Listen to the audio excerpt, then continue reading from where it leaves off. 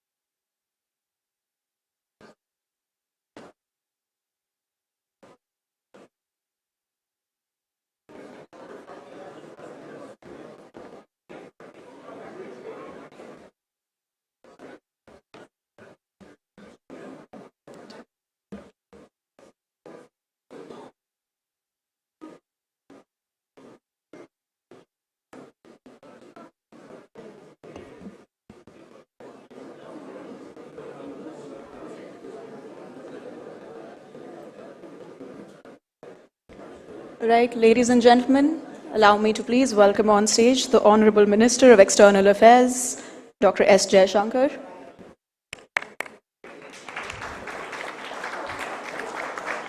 Accompanied by the Chair of the session, Mr. N.K. Singh, and the speakers, Ms. Amelie Dzu Monchalin and Ms. Veera Sangve.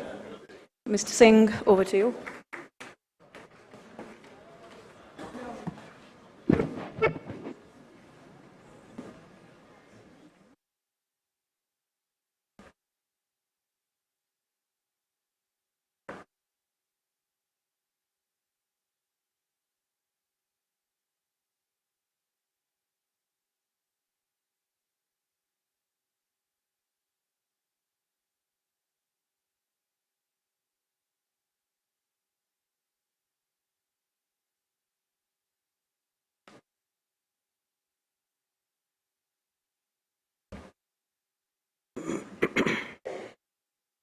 Good afternoon to all of you. I have now the great pleasure of introducing and requesting our Foreign Minister, Dr. Jaishankar. At the outset, let me say that we at the Kautilya Economic Conclave are deeply grateful to you, Minister, because I know that you had to reschedule your travel plans significantly to be able to accede to our request to deliver the concluding address here.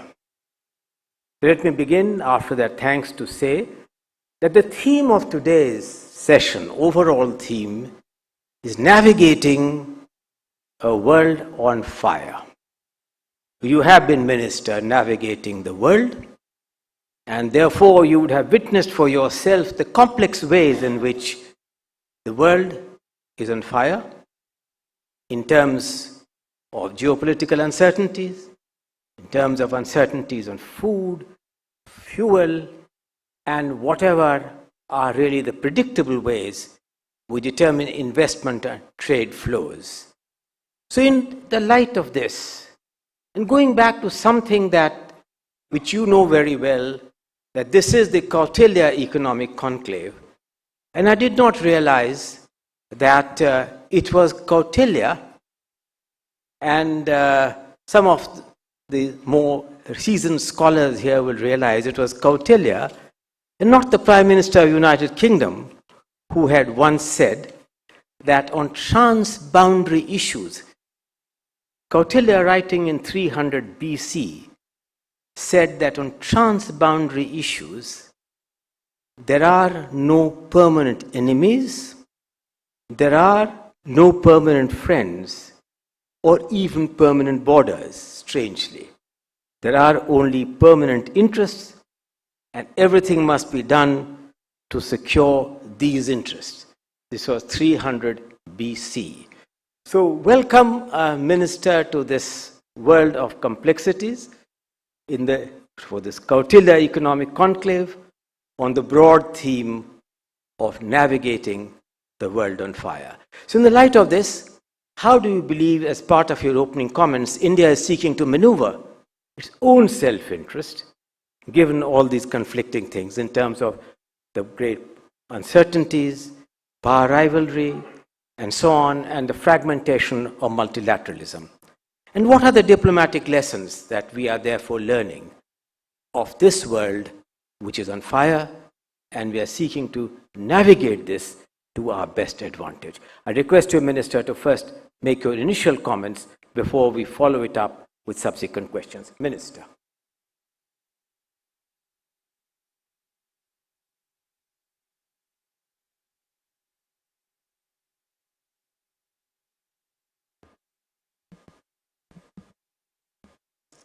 Mr. N.K. Singh, my colleagues on the dais, ladies and gentlemen, I welcome the opportunity today to share with you all my thoughts on the state of the world, which this conference apparently thinks is on fire. Now, on fire has many connotations. And there's a cricket match going on right now. I think Mohammad Siraj is on fire. New Zealand is 19 for 2. But in this case, I do appreciate that the fire is actually almost literal, and that we are meeting in an exceptionally difficult time. Let me begin by thanking the organizers for actually crystallizing my own thinking for this panel by asking me to reflect on 3 interconnected concepts: geopolitics, geoeconomics, and the polycrisis. Now, the nature of my business is such that challenges will always be at the center of the conversation. This is not to say that we don't have outcomes, advancements, or even progress. On the contrary, there has been a lot of evidence to show, and really there's no question whether we are speaking from the perspective of India or from the perspective of the world, that we are far better off today than we were a decade or 2 or 5 before. Yet, precisely because every set of solutions throws up a new generation of problems, we constantly dissect, analyze, debate, and sometimes even agonize. The really good people in my business, however, also imagine, anticipate, and foresee. So today, we need both an evolutionary approach as well as audacious thinking, however contradictory that might seem.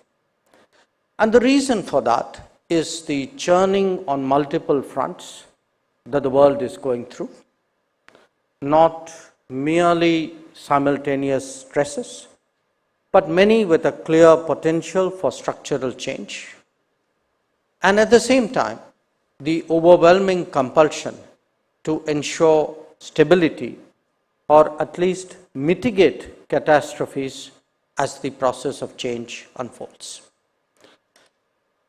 So let us then contemplate the major stress factors of our times. The most obvious and immediate is the devastation caused by the COVID-19 pandemic.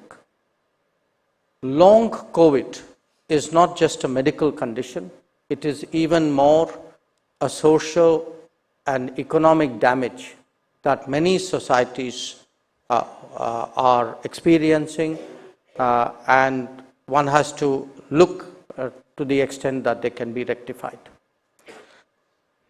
It has also rolled back SDG progress in many countries and in quite a few cases revived challenges of nutrition, health and gender divides that we were putting behind us. In some cases, the nature and effectiveness of governance came into question during the pandemic.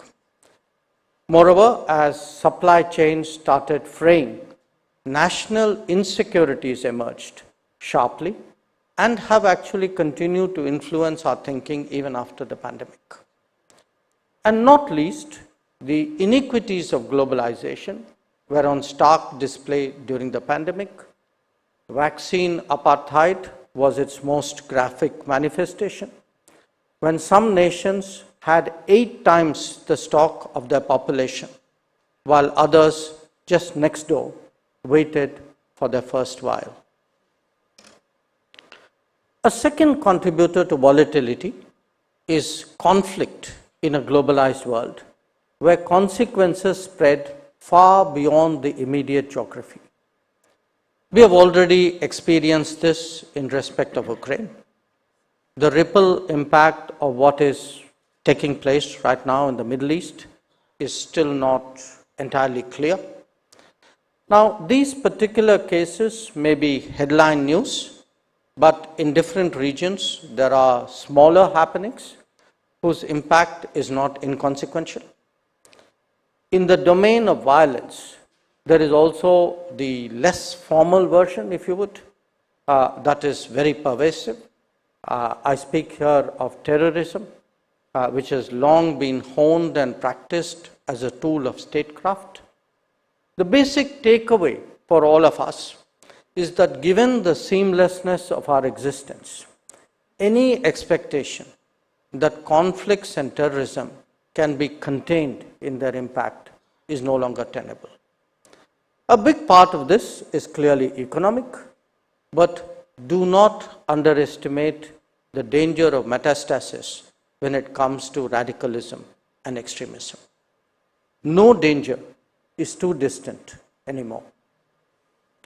Now, speaking of dangers, it is necessary to also look at the directly disruptive impact of climate events on the international economy. We have long debated that climate challenges as a trend undermine the well-being of our planet. However, as weather patterns shift, and often catastrophically so, they can affect the nodes of production as well as the supply chains that emanate from them.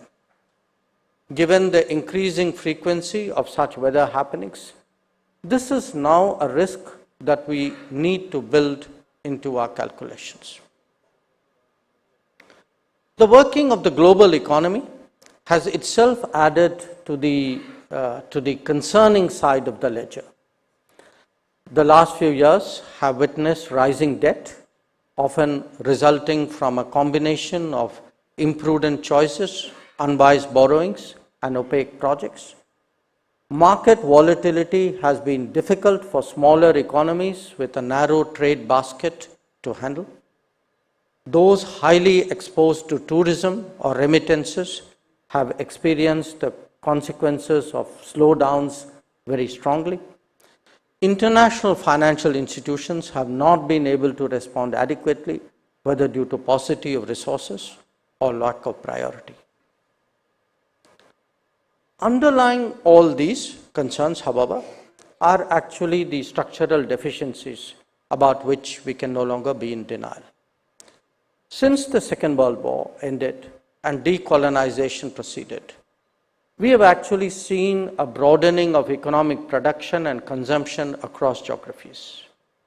Obviously, this was bound to be uneven and non-linear, but overall, few would disagree with the proposition that the trend line was positive. This was especially so if one looked at it generation by generation, while of course making some provisions for anomalies. As globalization in the incarnation that we know currently got underway, much stronger economic improvements became visible. entire countries, in fact, entire regions, saw dramatic reductions in poverty and impressive improvement in living standards. We in India have experienced this in our own lifetimes. However, what has been inadequately recognized is that this whole exercise had both winners and losers. They can be individual countries or broader regions. They can also be constituencies within societies. And they can even be those who have been bypassed altogether. Assessments about benefits and losses may be absolute, they may be relative, or they could be comparative. But any which way, they eventually translated into politics. In the international discourse for 2.5 decades, the conversation was largely dominated by globalization advocates who were themselves clearly beneficiaries. They portrayed those unhappy as outliers, if not worse. The mantra of opening up became so powerful that its social consequences was completely dismissed. And then, one day, all of this has caught up with us. The last decade has therefore witnessed what were read as political earthquakes. If they took us off guard, it is because we didn't listen to the earlier tremors for so long.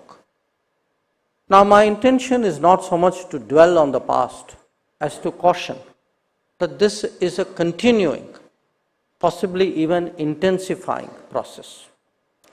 Addressing the over-concentration of production has become a strategic necessity today. And recognizing the concentration of dissatisfaction is equally a political imperative. Those charged with responsibilities for international economic negotiations cannot disregard either.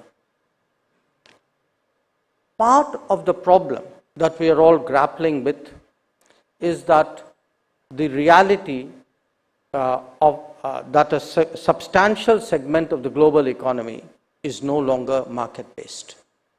Not just that, also the realization that large market shares, either as a producer or as a consumer, can be leveraged for non-economic purposes. As the knowledge economy advanced and the embedding of data became more pervasive, concerns of privacy, reliability, and security have all fused together.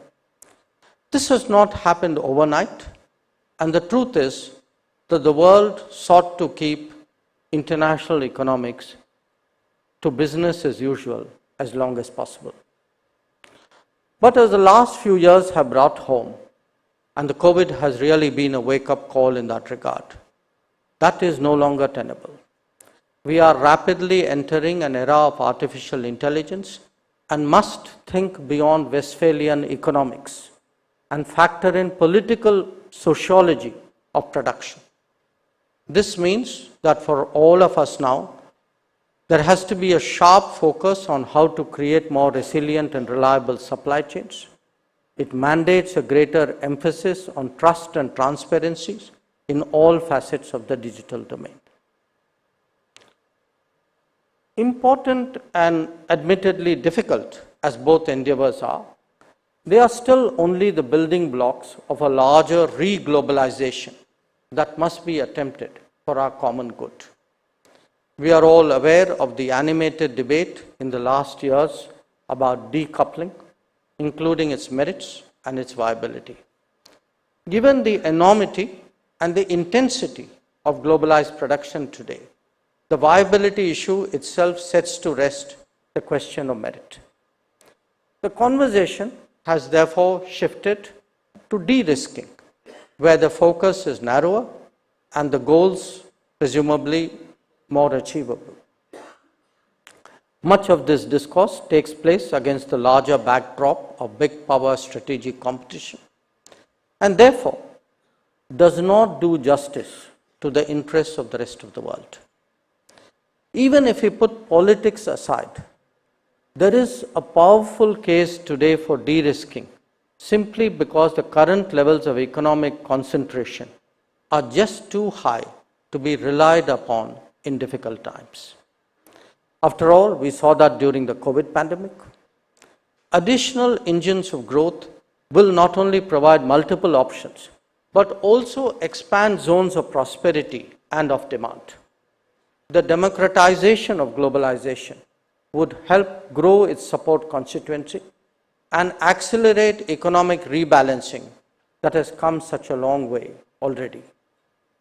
It would work in tandem with our larger objectives on SDG realization and of green growth.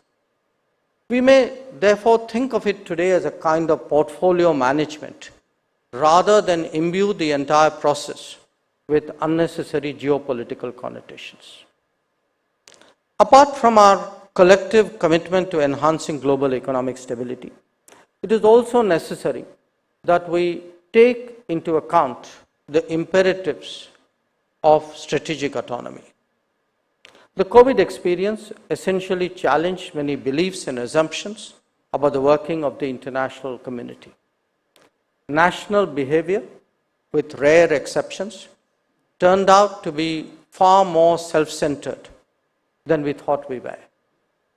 Our first discovery was in the domain of health, starting with masks, PPEs, medicines, and finally with vaccines. Certain regions were understandably deeply anxious when it came to ensuring food availability. Logistics and travel emerged as issues of contention, and outcomes were more an assertion of capability rather than an expression of fairness. The larger implications of the Ukraine conflict have now actually added new layers of insecurity. When it came to the 3 F's of fuel, food, and fertilizer, the power of the market was used to substitute, divert, and deny. In interesting ways, we are also in the process of creating new vulnerabilities. Fossil fuel exposure, for example, may end up replaced by renewable technology concentration. Even as we deal with current and future worries, the fact is that most of us now are planning to go the extra mile just to be sure. Globalization, therefore, has to take into account not just in time, today, but also that being hedged by just in case.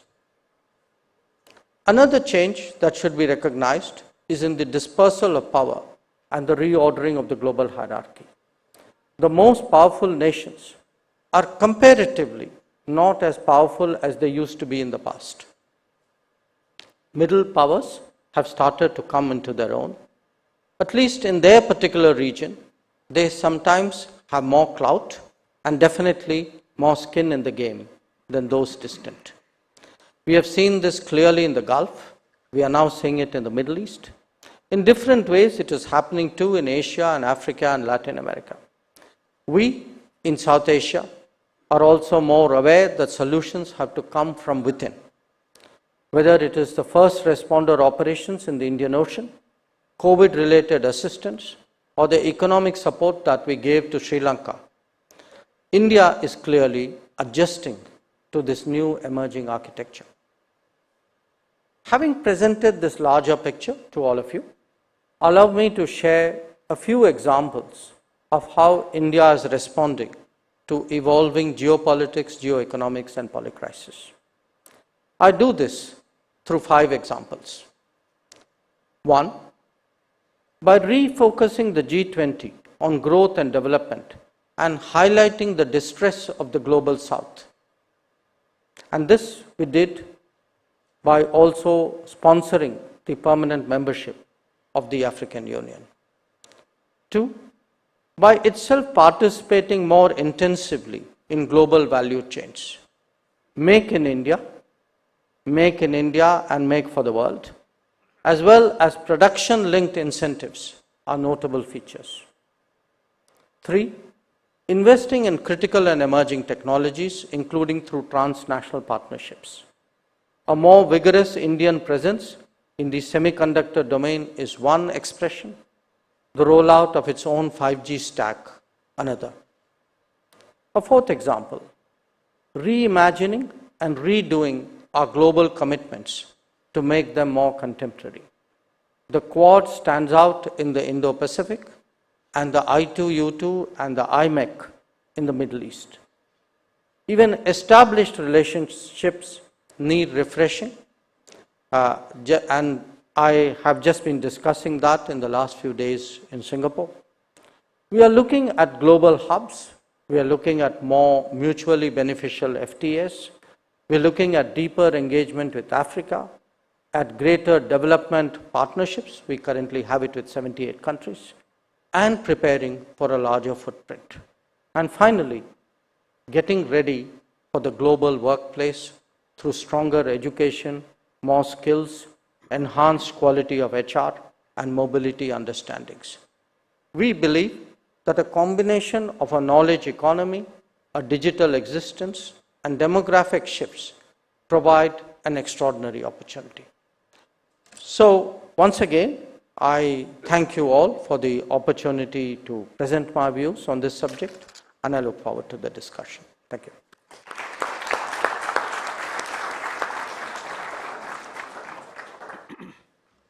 Thank you very much, Minister. Before I turn to the two distinguished panelists, allow me to ask one or two follow-up questions.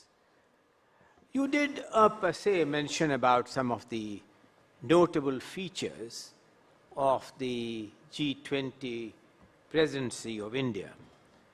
Our presidency, Minister, will formally conclude in a couple of weeks' time from now. If in retrospect you were to look back, what do you think would you believe are the couple of very salient features where we believe that we have furthered the cause of global society, of South and India, and fostered the forces of growth and stability? And what do you think are the one or two areas where you would have wished deeper and more abiding progress to take place? Minister. I think looking back, we have good reason to be satisfied, and we are not entirely looking back. We still have a month and a half to go. A second observation, it was our presidency, a lot happened, but a lot happened because the other 19 nations also worked with us. I think that's very important to note. What was it, I would take great satisfaction in? I think most of all, to bring back the G20 to the goal of growth and development, which is the fundamental remit of the G20. And the events of the previous year had somewhere clouded that vision. It was understandable in a way, but nevertheless, the feeling after Bali was that many of the crucial issues, especially of the global South, did not get the attention that they deserve. So this hammering away at the global South, by convening a meeting of the global South, by having more guests, by bringing in the African Union as a permanent member. And then if you look at the key takeaways, the SDG action plan, the Green Development Pact, women-led development, digital public infrastructure, sustainable lifestyles. Each one of this is actually very, very central to the future of the global South. So after September, it's very interesting. I was in the UN at the end of September for the UN General Assembly. There were people who came up to me and said, congratulations, you actually managed to finesse a very complicated geopolitical issue. They're talking about Ukraine. But many more countries came up to me and said, thank you, you are actually able to get the spotlight on exactly what we wanted it to be. So I think that would be recorded really, when maybe 10 years from now people look at the Indian presidency. I think the Indian presidency would be associated very deeply with that focus on the global south's problems, and to me really the seriousness with which an effort with which you have been associated also, the reform of the IFIs, the idea that without resources neither SDGs nor green growth, green development are really going to advance, especially in the post-COVID era. Thank you. Just as a follow-up of that, you did mention, Minister, about the new initiatives on the Quad. We know about the International Solar Alliance, the I2U2, and so on.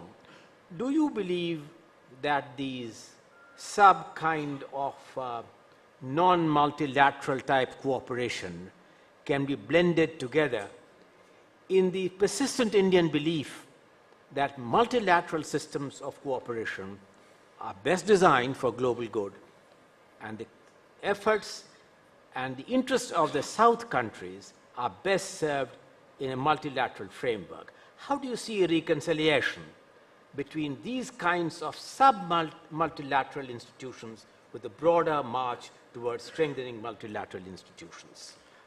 I see a coexistence, not always a happy one, but I see a coexistence. And we will have a coexistence for this reason. In many domains, if you take the universe of the international community, which is roughly about 200 nations, there are many domains where they are deeply split. There are many domains where they will not be able to get the lowest common understanding they need to proceed forward. So what would now, either we say, let's hold progress until we all agree on it. I think countries, the issues are too pressing. I think countries and people are too impatient. So what is happening already is you have these, you can say the groups of the willing coalescing around specific agendas. Now, there could be a corridor, there could be, say International Solar Alliance is actually about countries, there are about 100 odd countries today who have signed up because they attach importance to the propagation and the primacy of solar energy. So, depending on the issue, depending on the region, depending on the combination of countries, you're going to get these groups and they will live side by side with the rest of the world. And a challenge to global diplomacy would be that how do you harmonize it, how do you make sure that they work in a supporting manner and not in an undermining manner. But that's the reality of the world we have, and I don't think we can wish it away. Thank you. Are you concerned really, Minister, of the sudden spurt in too many regional conflicts? You know what I'm alluding to. I'm also alluding to the Israel-Hamas conflict, in addition to other kinds of conflicts.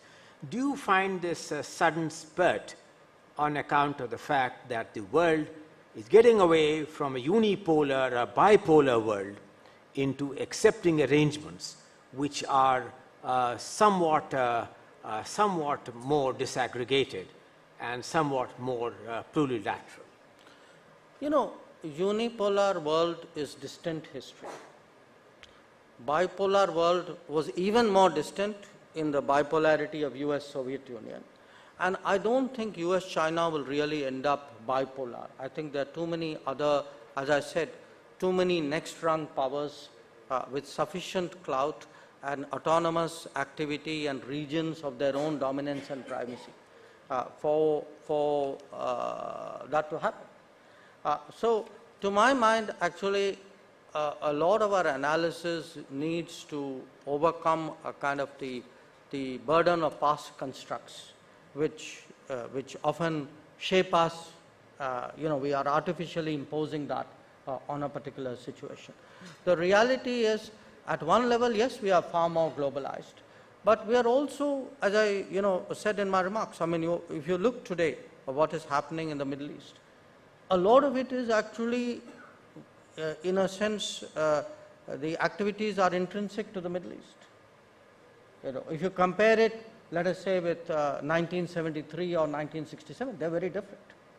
So the key global players on major key regional players on regional situations are actually today going to be so dominant compared to the past that they're not going to leave that much space for global players or external players to come in. And I think you can see that happening in Africa as well.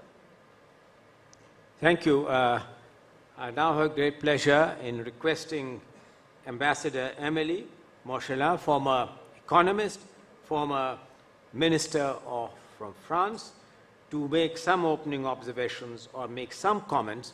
Do you see any missing link in the sort of issues we have discussed or in the scenario we have talked about? Ambassador Emily. Dear Minister, I'm very honored to be here in Delhi under the invitation of NK Singh for now 4 days. And I must say, it seems that we discussed a lot about how to finance the ambition of the country here in India and the ambitions of emerging and developing countries. I must say, before to go to the missing person, I think I will disclose, I think we must talk much more about private financial actors in this discussion about geopolitics and geoeconomics, and I will come to this. But initially I was really not surprised, because I know this is the way France and India work, but I think most of the words of your speech are exactly on what my President Macron is trying to push. Therefore, I think the very good strategic partnership we have with India.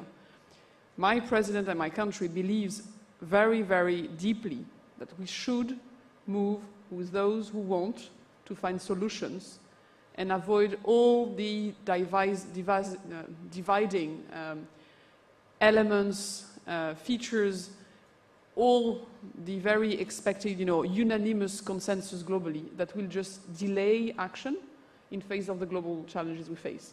So Prime Minister Modi and President Macron organized in June a summit about a new financing global pact. And this, now what we call the Paris Pact for People and Planet, is a coalition of the willing of 35 countries, among which France and India and many others, to say 4 basic things which I think are very important. One, we cannot distinguish the fight against poverty and the fight against climate change. The more we divide the issues, the more we will be losing time and losing capacity to act. The second is exactly the fact that we need to recognize that countries should have the choice to define their own strategies to reach these objectives. It cannot be imposed top-down, because if we impose top-down, we know the backlash it creates and the inefficiencies. Third is we need more public money. As you know, France has been doing the double of its fair share when it comes to the 100 billion of climate finance. We were supposed to give more or less 5 billion per year. In 2021, we gave 10 billion. In 2022, we gave more than 7 billion.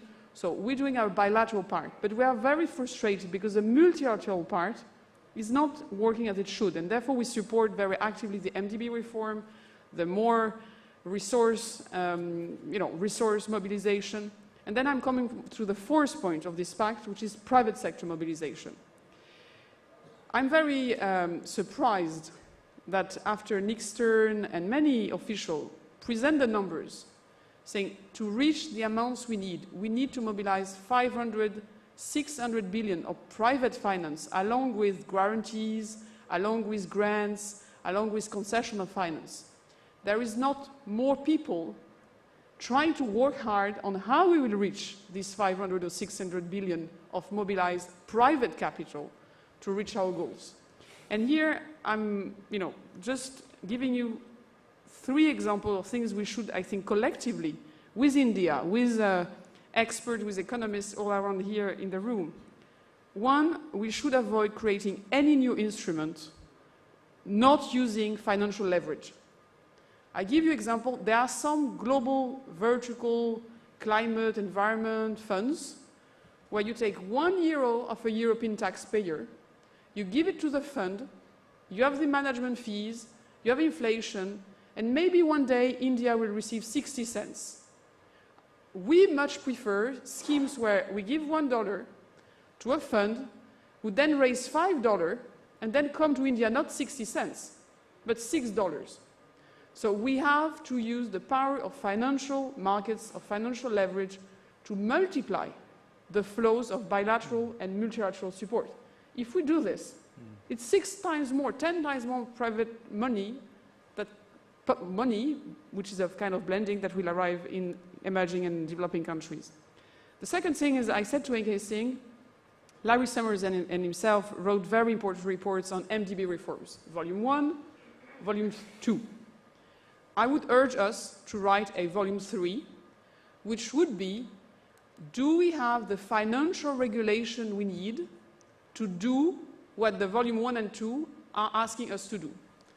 Two examples for you. That's your case. If you say we need blended finance, we all say this.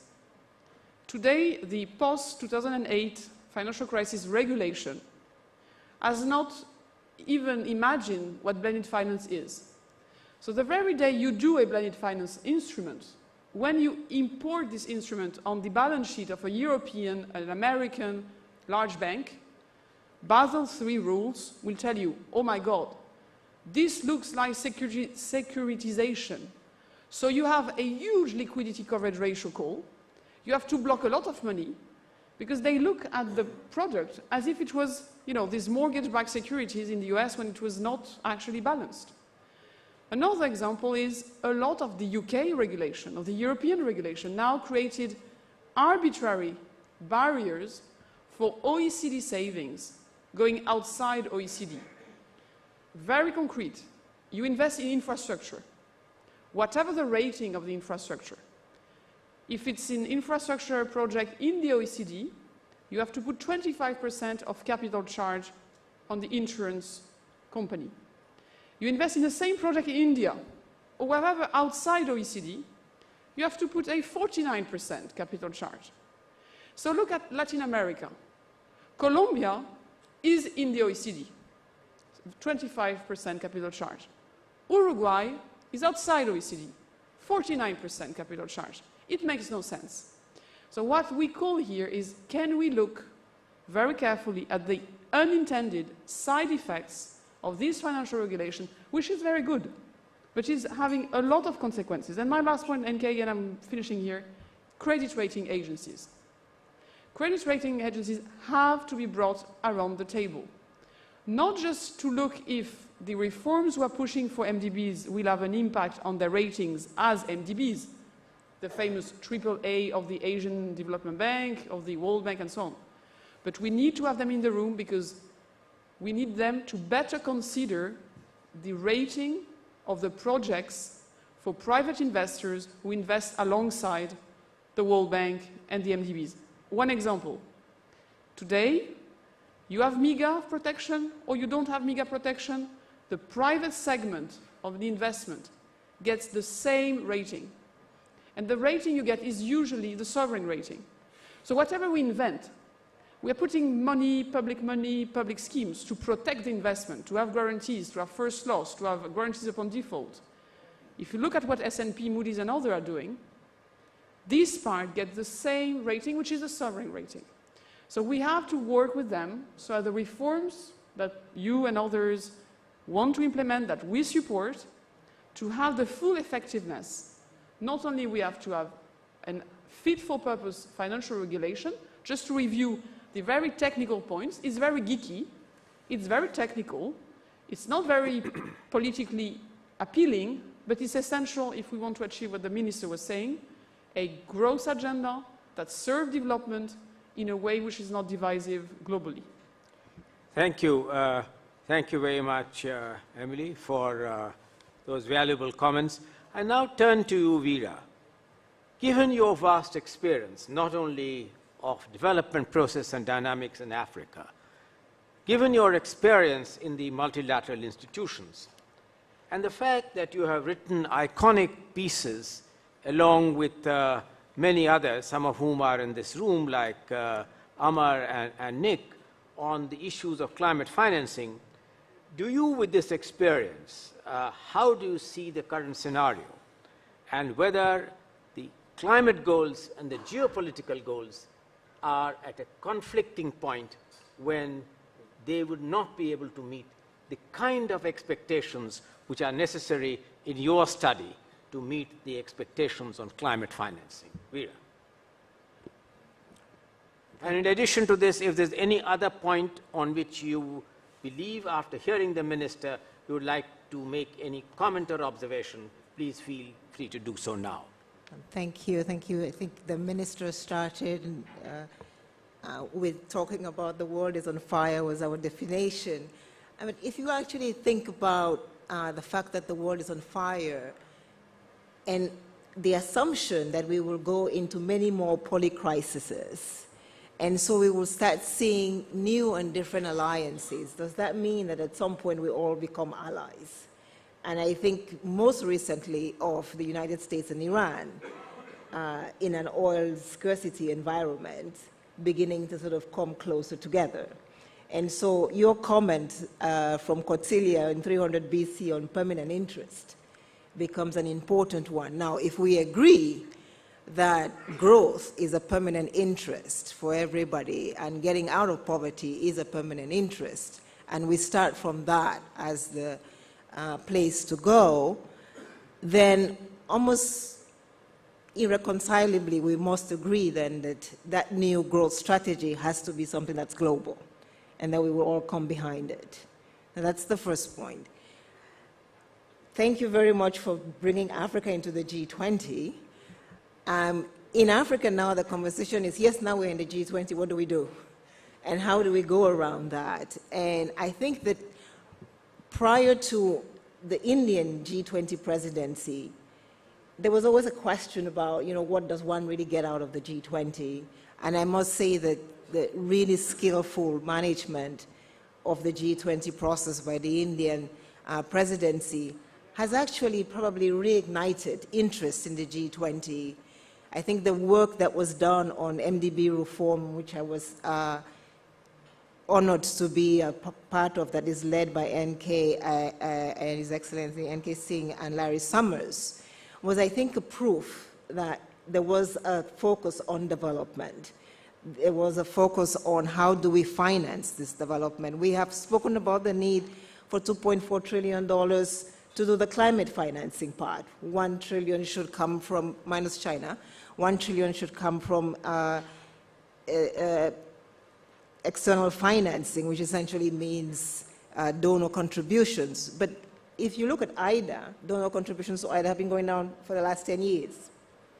And so the question is, can we actually push that conversation? And maybe one of the things that a G20 with an Africa membership will do is to actually bring that conversation to the table every year, because there's no either country in the G20 by definition, and so it's never a big issue. And so I think that when one asks the question, what does an African involvement in the G20 bring, it actually brings that. It brings the voices of a whole constellation of people into the conversation. Even in the report on the IEG and MDB's Bigger, Better, and Bolder that we wrote, one of the struggles that we've all been having is why can't we take things to scale? And India has a very good model today in the digital public infrastructure space. You have demonstrated that it works, you have demonstrated its benefits for poverty, for growth, for job creation. And I wonder now whether there is space somewhere to create partnerships that make the India DPI a global DPI. And if one were able to bring that to scale, there are huge transformations in the world. And of course, India's share of global trade will increase enormously once something like that is happening. I come from a continent where almost 500 million people are not documented. So just imagine, so we don't have those savings. If you don't have those savings, you don't have the investment. If you don't have the investment, then of course, Basel rules say that you cannot invest on my continent because it's too risky, and there's no KYC, and so I think that the DPI from India is quite an important tool that maybe should not remain in India, but we should find a way of globalizing it. I was going to talk a little bit about finance, but since Amini talked about it, I wouldn't talk about it, but it's something that is happening.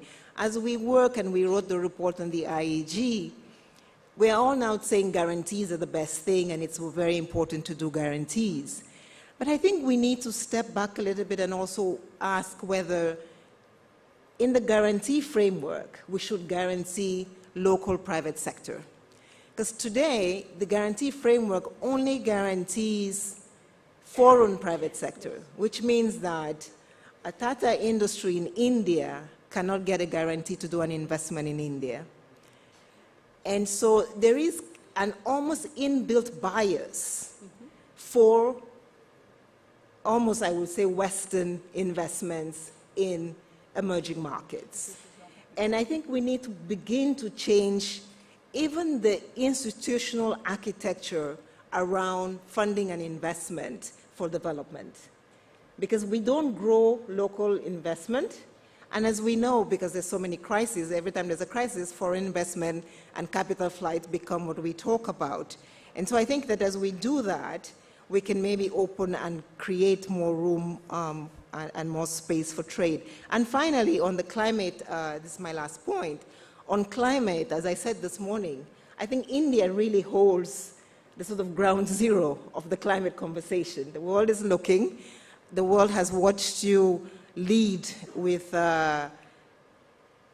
excellence the G20 presidency, and I think now we will be looking to see how you lead this climate transition, or maybe help the conversation, not just on financing the new, but financing the transition as well, and what is the strategy that goes from one point to the other. I believe it's battery technology, and if it is battery technology, then it is huge industrialization, it is huge skills, and you mentioned education skills as sort of the last point of your speech. I think focusing how we create a new youthful class that is able to take us into this new battery technology space is going to be quite important. Thank you. Thank you very much. The Minister has kindly agreed to take a couple of questions, perhaps not more than three. I'd be happy if the others did as well. It will lighten the burden on me. Oh, yes, of course. Prachi.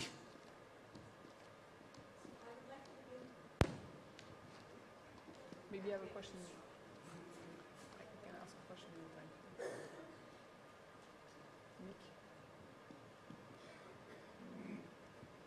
First of all, I would like to begin by congratulating Mr. N.K. Singh for bringing Nari Shakti or women power to the discussion. My question is for Minister. Minister, you referred to a number of terms, and it's been buzzing in the conference everywhere: deglobalization, fragmentation, decoupling, and now reglobalization.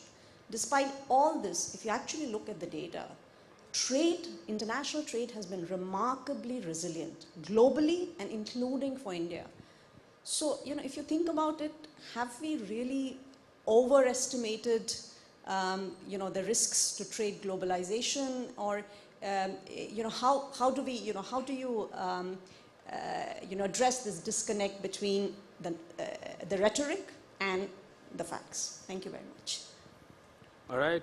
Question by question? No, we take a couple of questions, and then we will also not all questions are directed at the Minister. So this one, Prachi, you made it very specific that you wanted him to reply. We'll bunch a couple of questions, and then Nick, you wanted to ask a question. Thank you very much, Minister, for joining us, and congratulations to India on its extraordinarily successful leadership of the G20, and that's where my question is. India defined the overall set of issues around development and sustainable development, and inclusive and resilient development, and it defined them in a very clear, strong way, and it brought the other countries with it. G20 presidencies sometimes have their own particular enthusiasm related to some particular interest or obsession of the president or prime minister of that country. Of course, global development is much more general than that.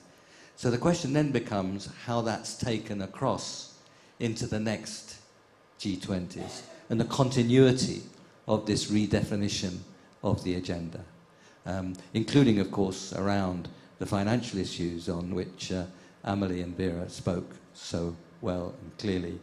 Could you say something about how now you see that agenda generally on growth and development being taken forward, and including on the financial side where India led so strongly? Thank you. Thank you. Ishwar, you wanted to ask a question, please.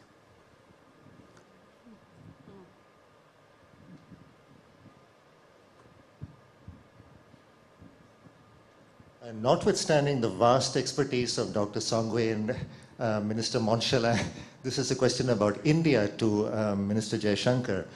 Minister, what would you think of as the right path towards the economic and geopolitical de-risking for India? More specifically, as we look around the world right now, we see economic and geopolitical alliances falling in line with each other. Now, the path that India seems to have struck out on is to maintain alliances that seem to be based on specific issues. On economic issues, you have certain alliances. On political issues, you seem to have certain alliances. And even there, it seems to be finely divided by issues. Now, that has the advantage for India of providing a lot more strategic autonomy. But is there a risk to this approach that you develop much less deep, much less reliable alliances, especially when trouble comes? All right. Was there any? Yes, please. Pradeep. Thank you, NK. Minister, good afternoon. Two questions. One is the way we approach this whole issue about IFI reforms, MDB reforms. Can we not approach the issue of the Security Council reforms, which has been hanging fire since a long time? Second question is, congratulations to bring AU into the fold. When are we holding the next Indo-African summit? Thank you. Okay, one last question here.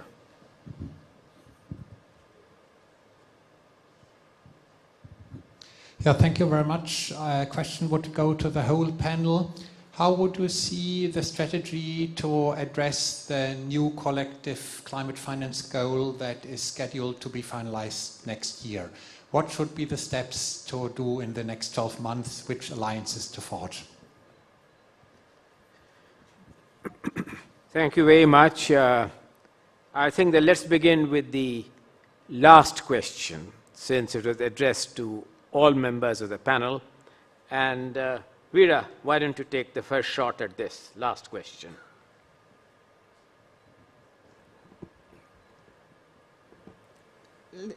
That was a good question. I think three things. First of all, it's good to have the goal. Secondly, we know that we are right now in a very complex environment where most likely the goal will not be achieved. I think what is more important is that countries all revise their targets to make sure that they can meet it. But it is not enough to meet it, as we have, to revise your targets, as we've been saying, and as Emily, we need the financing.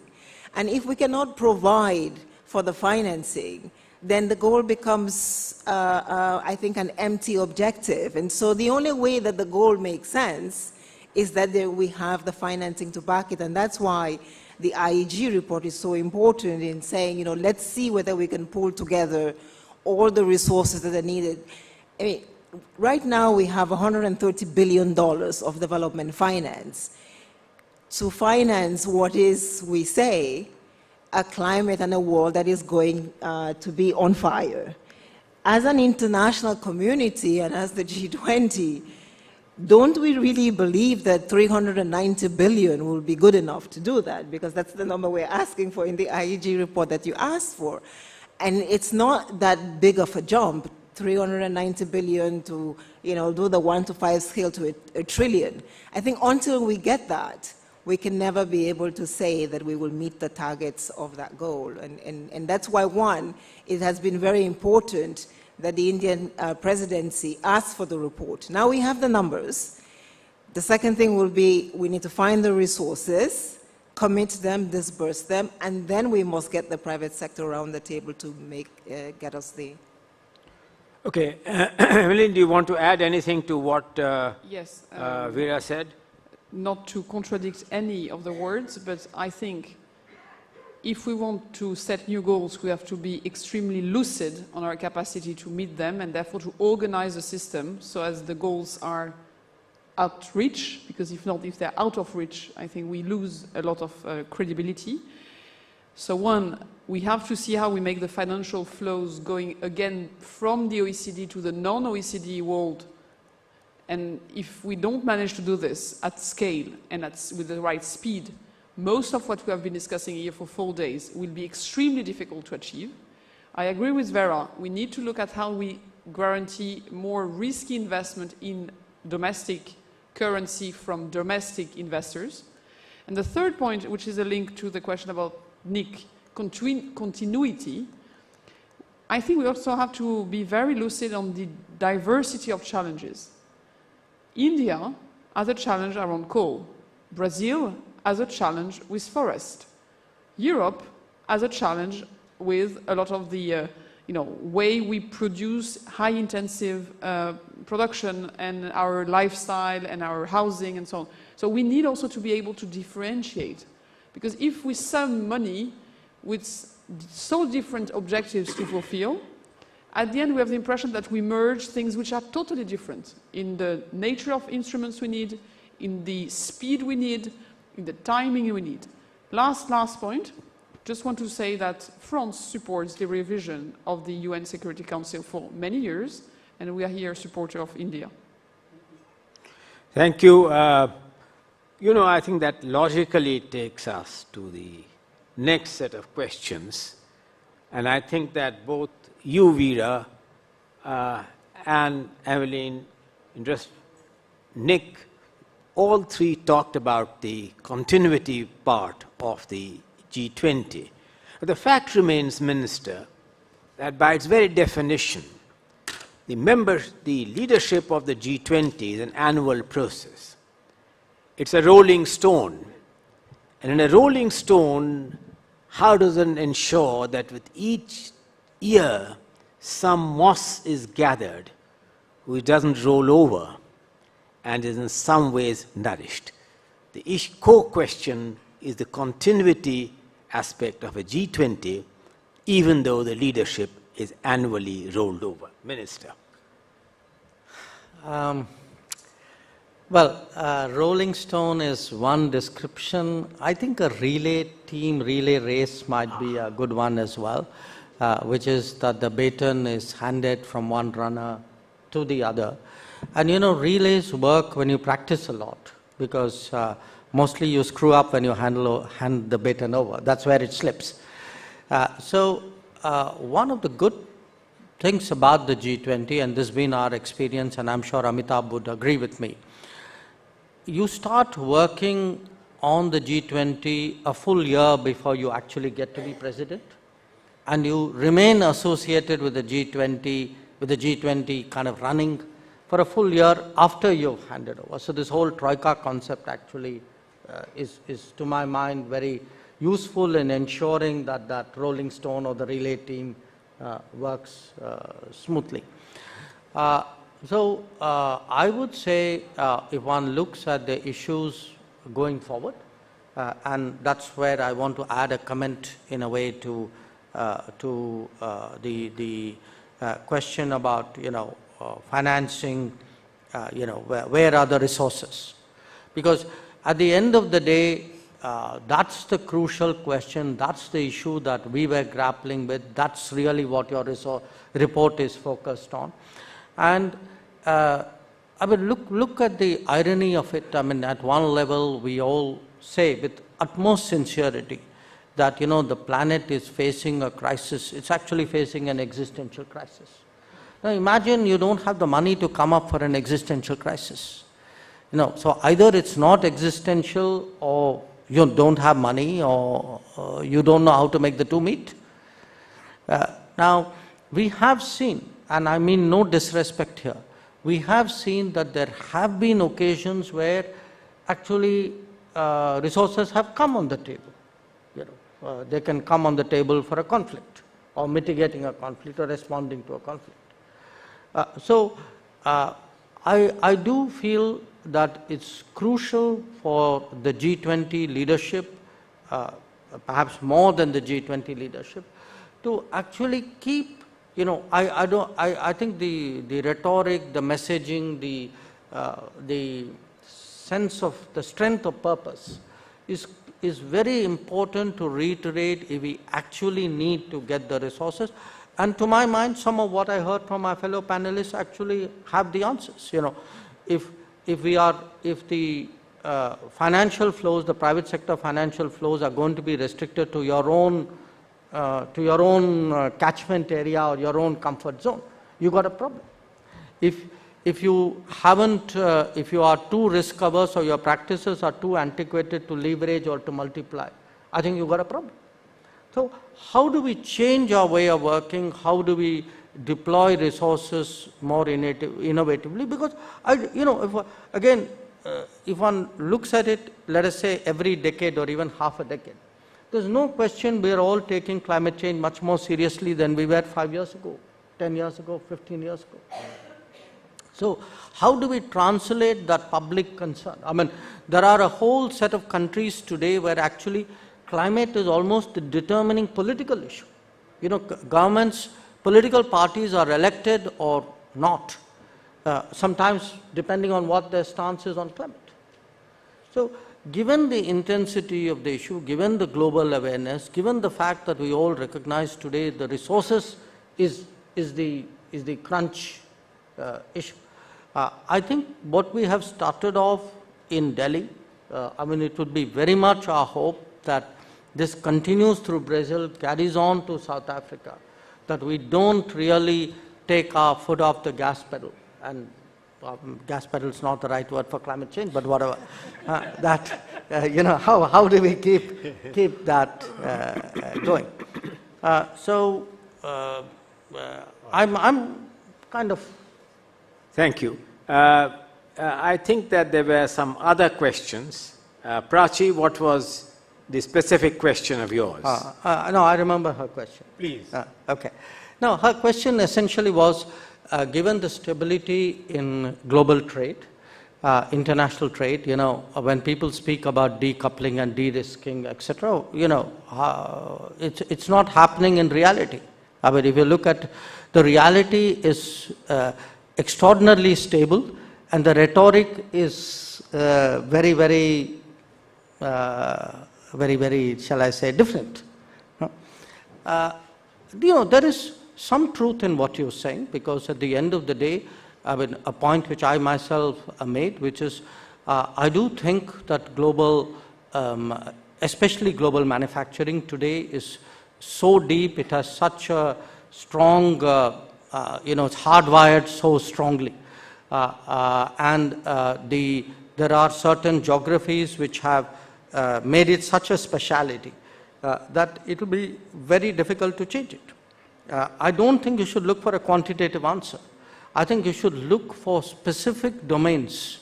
That is why, to my mind, decoupling was never serious. Decoupling is a great political phrase. I just don't think it's practical. And to me, even de-risking is let us say, not a easily realizable goal.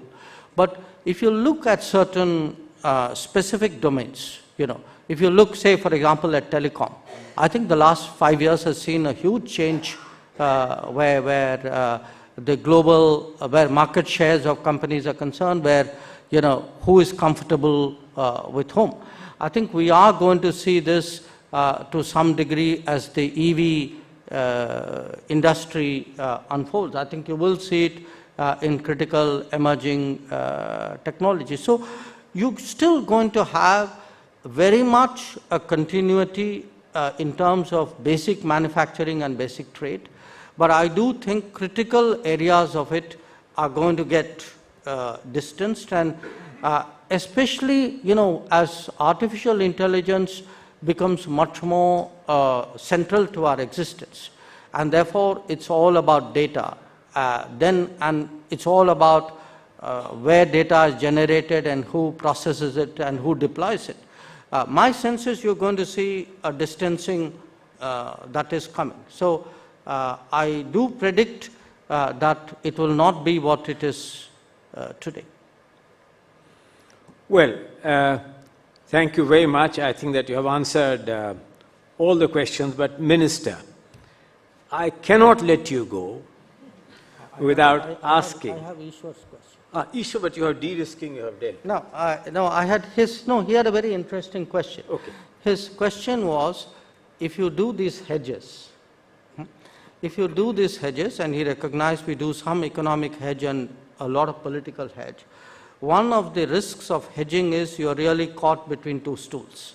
That, as he said, in difficult times, what happens? I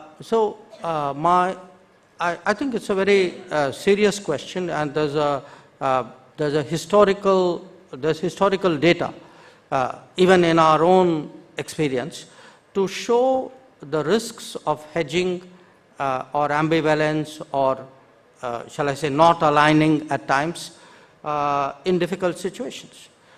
So it is not a mechanical exercise, it is not a literal exercise. I would say being in the middle is not the answer. But being on the extremes is not the answer either. So it's a bit of a science, but believe me, it's a great art.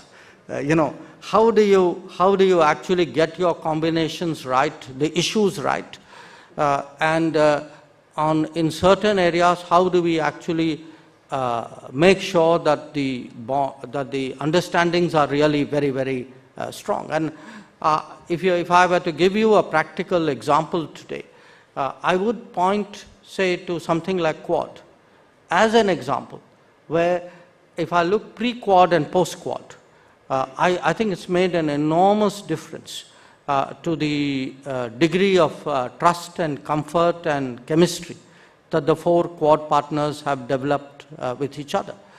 Without, by the way, India becoming a treaty ally, which the other 3 Quad partners are to each other. So it's not an insuperable obstacle, but it's a challenge. And on the UNSC, why can't it be like the IFI? I mean, first of all, the IFI is not a done deal yet. So I think they've got a lot of work to do. But UNSC, because UN Security Council is so fundamental to the global architecture. In a sense, it's the last bastion when it comes to resistance to change. Though it will really be the toughest. So many other regimes flow from it. The P5, also remember, happened to be the N5 of the Non-Proliferation Treaty. So there'll be other, knock-on effects, and the resistance is proportional to the significance of the change. On the Africa Summit, we hope, it's got delayed. We are sorry about it, but it's not, honestly, there's a lot of interest in India to do it. So I hope we'll be able to do it fairly soon. Well, thank you very much. As I said, I cannot let you go, Minister. And I'm not in any way suggesting that you are hedging that question. But neither in the question nor in your thing, there was any word or suggestion on how do you see the Indo-Canadian situation play itself out. And that's a question on which I think that you'd be very happy to have your response. Let me make 3 comments there. The relationship right now is going through a difficult phase, but I do want to say the problems we have are with a certain segment of Canadian politics and the policies which flow from that. So I want people to understand, in a sense, the extent of the issue. Number 2, right now, the big concern which people have is on visas. Some weeks ago, we stopped issuing visas in Canada because it was no longer safe for our diplomats to go to work to issue visas. So their safety and security was the primary reason we had to temporarily stop the issue of visas. We're tracking it very closely. My hope, my expectation is that situation would improve in the sense that our people would have greater confidence in being able to do their basic duty as diplomats, because as you know, ensuring safety and security of diplomats is the most fundamental aspect of the Vienna Convention. And right now, that is what has in many ways been challenged in Canada, that our people are not safe, our diplomats are not safe. So if we see progress there, I would like very much to resume the issue of visas. My hope would be that it's something which should happen very, very soon. Finally, there's this whole issue of parity, that the size of, how many diplomats there are of one country versus how many diplomats there are of the other country. Parity is very much provided for by the Vienna Convention, which is the relevant international rule on this. But in our case, we invoked parity because we had concerns about continuous interference in our affairs by Canadian personnel. We haven't made much of that public.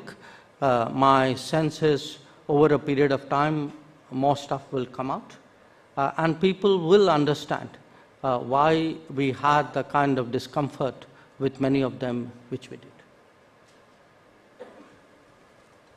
Well, thank you very much. I think that brings us to the end of this closing plenary. But let me say that this closing session has been a very illuminating one. Your initial statements, Minister, covered a wide range of issues which covered on all the three aspects, which is the basic framework of today's closing session, on aspects of geopolitics, geoeconomics, and navigating the Polycrisis. I think that we covered many aspects of this. And I thought that in the question-answer sessions, the issues on the challenges of an orderly transition to an era of renewable energy, to the issues of how to make the initiatives of the G20 a more abiding one, even as you go forward on an annual thing, and the idea of the Troika being given more operational content was an important aspect which we did, and I think that this is embedded in the documents, but I think we need to take this forward as we go along. Also, I think that on the issues of the reform of the international financial architecture, in a complex situation of that kind, we have covered a lot of area. I think that we have ended this today's concluding session, Minister, on a somewhat optimistic note, because you did say that you hope that in the light of some of the things which you may or may not have wished to share, the resumption of the visa with Canada will also see perhaps a happier end than may be evident now. So I think that with that optimistic note, let me, on my behalf, thank the panelists for all their comments which they have made and the interventions which they have made, both to you, Emily, and to Veera. And of course, our great gratitude to you, Minister, for having spared your time and to have interrupted your travel schedule in being able to accommodate this request of ours, that we had the pleasure, if you recall, of having you as the concluding speaker at our first Kautilya Economic Conclave, when I had the privilege of moderating an interaction between you and at that time, Senior Minister Tharman, now President Tharman, whom you must have met during your day before yesterday. So we again conclude with this fact that we look forward to our continued engagement as we go forward in having further areas of the Kautilya Economic Conclave. Thank you very much. With those remarks, I bring to an end this closing session.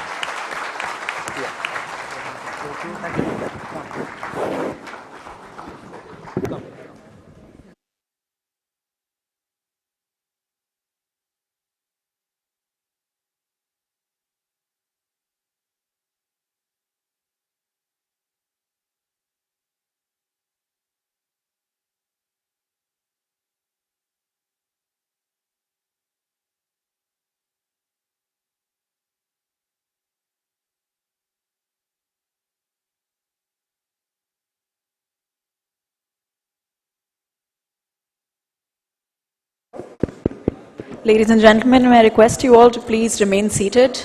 We won't keep you all for too long now. We have a few brief closing remarks to conclude the second Kautilya Economic Conclave. May I request Professor Chetan Ghate to deliver his closing remarks, please.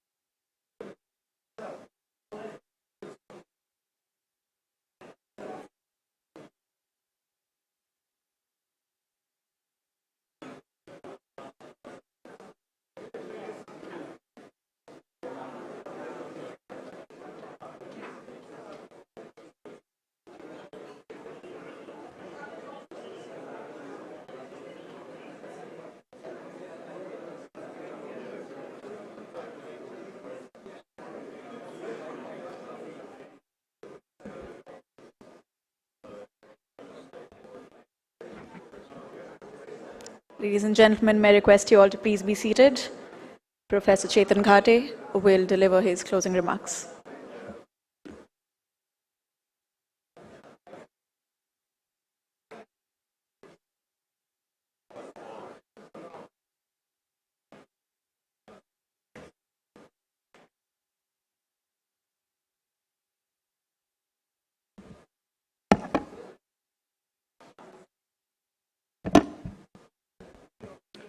If I could have a last couple of minutes of your attention, please.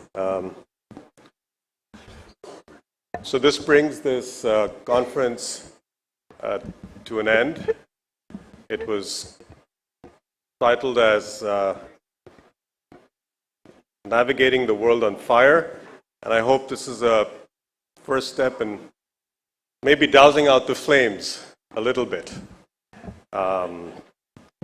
But this entire endeavor is a long process of engagement, and many of you are close India observers, and some of you are here for the first time, and I hope for the first-timers you will come back and be part of this, this discussion and story. I just wanted to briefly thank many people who are part of this process. This conference is, let's say, about 10 months in the making, I think. So first, I want to thank the Ministry of Finance, who has played a very strong supporting role in making this happen. I want to thank all the members of the steering committee who meet regularly, who chip in on who should be the speakers and discuss modalities. Kiran Pastricha, the CEA Anand Nageshwaran, Anuradha Guru, Indrani Bakchi, Mr. Singh, of course, and Mr. Ramesh Chand. Please give them all a big round of applause.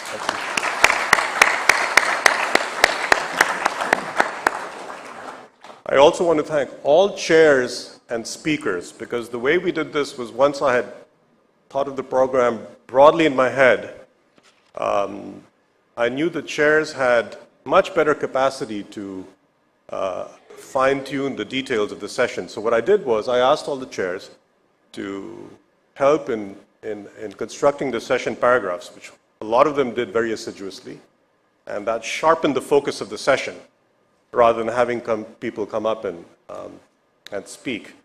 So I want to thank all the chairs, all the speakers, and all the broader attendees. There was lots of participation by junior staff from the Ministry of Finance, and I feel they've learned a lot. So I want to give all of you a big round of applause as well. Thank you very much. And last and not least, on behalf of my colleagues at the Institute of Economic Growth, there are two IEGs, Institute of Economic Growth and the Independent Evaluation Group, and they've been used interchangeably here. And I would like these people to stand up. Sandhya Garg, Parama Chakravarti, Archana Dang, Andrila Day, Nirmal, Mr. Ramachal, Mr. Budhiraja, Mr. Sahu, Parag Kamal Sharma, and also two people who, from Ananta Center certainly, Vicky Katyal, if he's here, who's been in touch with all of you, and Mr. Thomas, who's sitting in the back. And I hope I've not forgotten anybody else. And I would like to give all of these people, they've all worked very hard, a big round of applause as well. Thank you.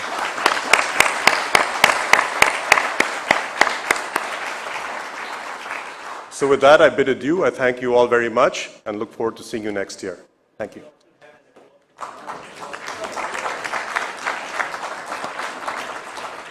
Thank you, Professor Gade. May I please request Mr. Ramesh Chand to come up on stage for his closing remarks?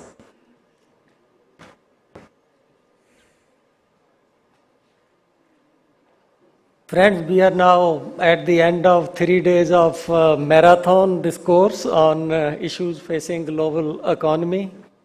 I, as chairperson of governing body of IG, would like to express our deep gratitude to Ministry of Finance for partnering with the Institute of Economic Growth to organize this unique kind of event, Kautilya Economic Conclave, where I find that best minds from across the globe and also from all parts of India give their best to address the future of people and planet. We are deeply impressed by the dedication and commitment of the delegates. It has been very demanding conference. We kept you busy from 7:30 in the morning till late evening.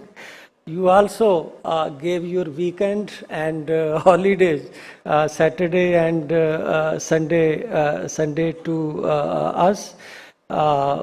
Really, from the core of our heart, we express our gratitude to all the participants and our source person who contributed to success of second Kautilya Economic Conclave. I have only one comment on the content discussed in this conference. We discussed climate change a lot.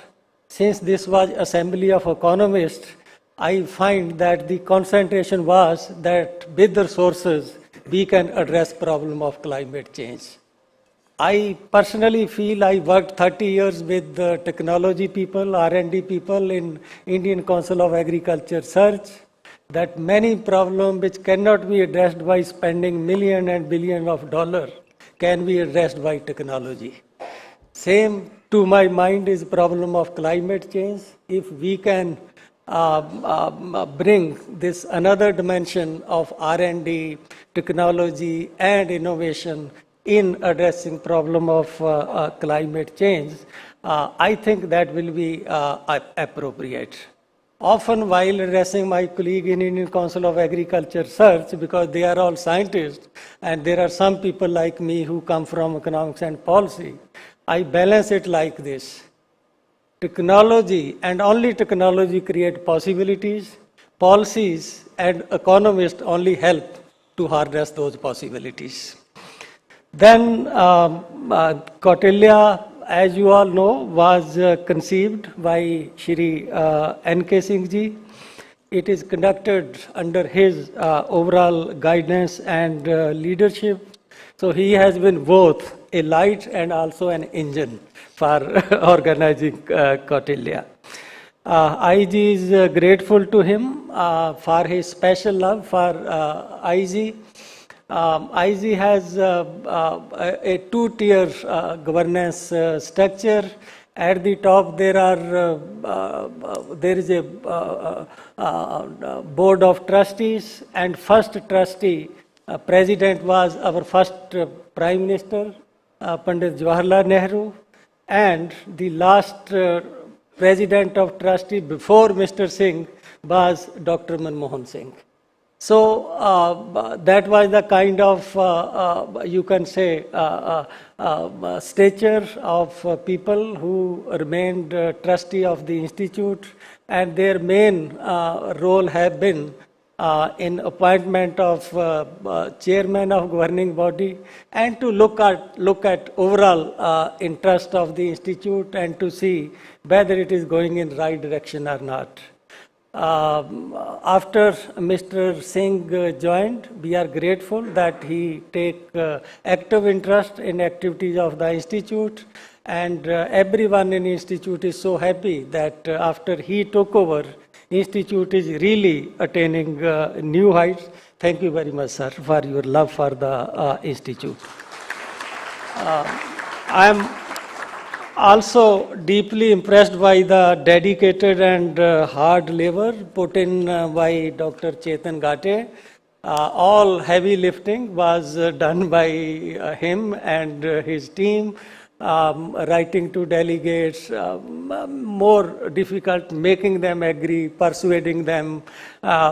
He has spent, I would say, if not years, months in ensuring success of this institute. I really appreciate Dr. Chetan Ghate and his team, faculty members, administrative staff who worked with him in a true team spirit to see the success of this important event. As Dr. Ghate already mentioned, friends from Ananta, they have been associated, be benefited from their experience in organizing international events. They were also part of the steering committee, and also they guided us and also were involved in organizing logistics, especially Mr. Vicky Katyal and Ms. Kiran Pasricha and Ms. Bagchi. So I really appreciate their involvement in this event. Lastly, personal staff of Shri N.K. Singh ji, his office staff in Basant Vihar, they helped in many ways, and I found that they were considering this event like their family event. Well, at the end, I wish all the participants safe travel back home, and I hope to meet you again, possibly in a bird with less fire or no fire. Thank you.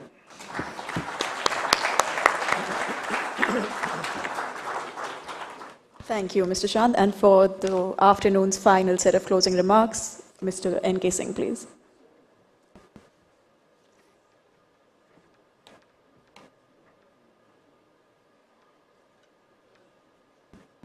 Well, thank you very much, all of you, for your amazing patience, your extraordinary tolerance, and your commitment to making this Kautilya Economic Conclave our second endeavor to be a really productive, creative one.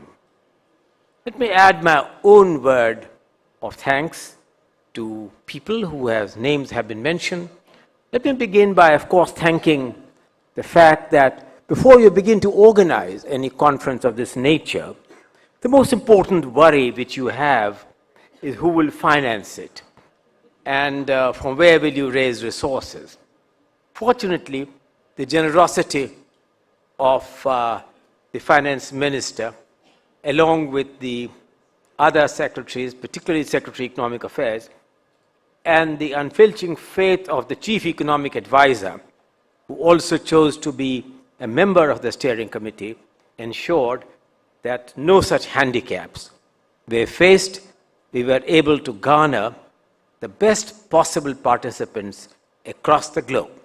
The finance minister had only one word of advice to me when I began this endeavor, to say, make it truly global, as many countries as possible, to have the representation over a wide spectrum of issues. We have endeavored to do so. We have 25 countries. We hope we can build on this.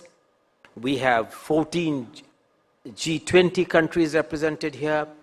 They represent a wide diversity of institutions, and we will continue in this endeavor as we go forward. And I think that your feedback on one important issue, many important issues which I'll mention, one important issue, should it always be Delhi or shall we rotate it?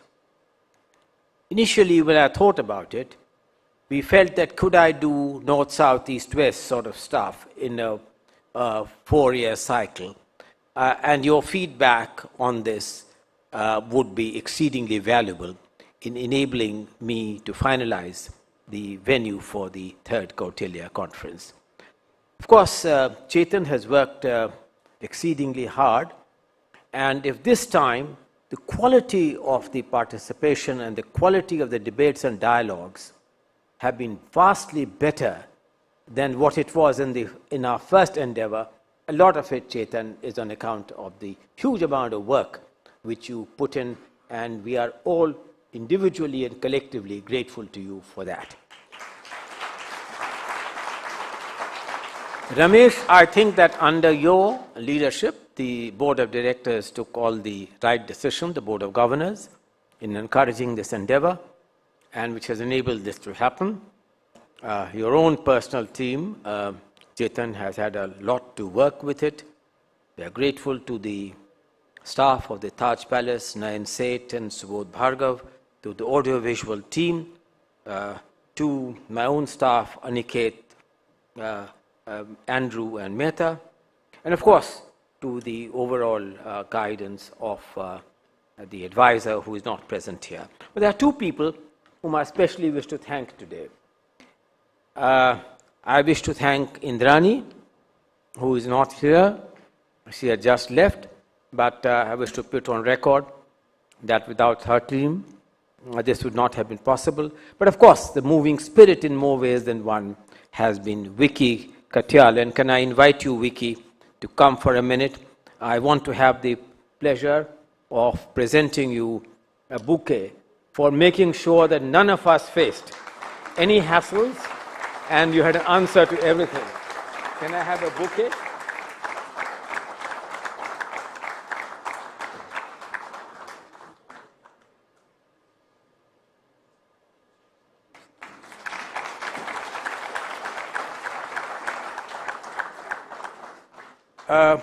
Where do you go from here? What season should we select? Is October the best month? Should it be November? Some thoughts, if any of you have. I'm sure that all of us, particularly Chetan, would appreciate some early indication of what we should do. Of course, today, since we have navigated the world on fire, hopefully the fires would have been doused by the time we turn to the next one. So any thoughts on what the theme of the third Kautilya conclave would also be exceedingly meaningful, and any suggestions which you have of how to really be able. One good thing is, I'm glad, Chetan, you have accepted this advice, that you will have a website and you will put not only the papers of the first Kautilya Economic Conclave, but the presentations of this second one on that website. So there is a degree of continuity as the website provides a link from one conference to the other. Finally, let me say that although it has meant a lot of effort in being able to put together the convenience of so many people with different flights and different schedules, and the daunting challenge of wanting to provide a meaningful role for each one of the participants, both those who have come long distances and those who have come from India, and to find a meaningful kind of a congruence where we could extract the best from what is available here and what we could get by way of those who have traveled, namely the international participants. So thank you very much for all the sincerity with which you have given your time, patience, energy, and undertaken this travel. Many of you, I realize, are here directly from Marrakesh, or more or less directly from Marrakesh, and the travel, notwithstanding travel fatigue, the extent and the animated discussions has been exceedingly rewarding. And it has been a gratifying experience as we move ahead and look forward to the third Kautilya Economic Conclave with the same degree of interest and commitment with which we have done the second one. Thank you very much. With these words, I bring this second Kautilya Economic Conclave formally to a close. Thank you.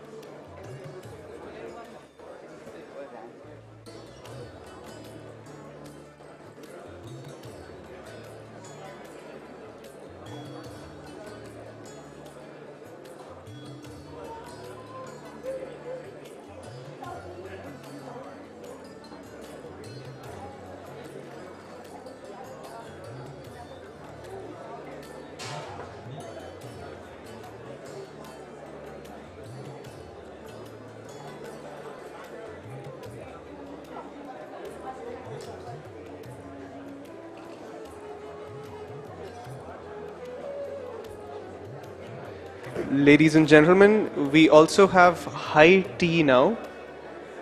So for the next 15 minutes, we'll be having high tea. Thank you.